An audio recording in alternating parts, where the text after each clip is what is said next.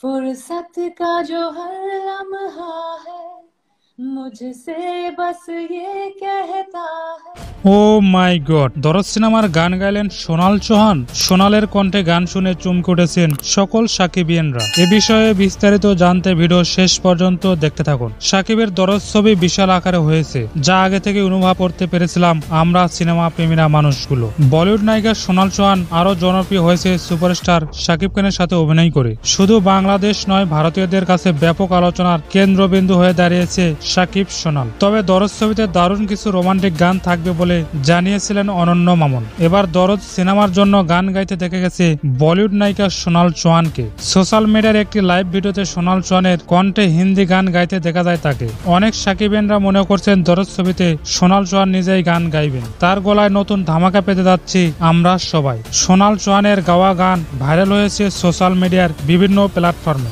দরদ ছবিতে সাকিবের ধামাকা তো থাকবেই, কিন্তু সোনালের কণ্ঠে গান এই ছবিকে কোথায় নিয়ে যাবে কেউ বলতে পারবে না। আমি আগের অনেক ভিডিওতে বলেছিলাম সোনালের কণ্ঠে দরদ ছবিতে গান থাকতে পারে, আর সেই গুঞ্জন এবার সত্য হতে যাচ্ছে। প্রিয় দর্শক, দরদ ছবিতে সোনাল চৌহানের কণ্ঠে গান হলে কেমন হয় জানিয়ে দিন নিজের মতামত।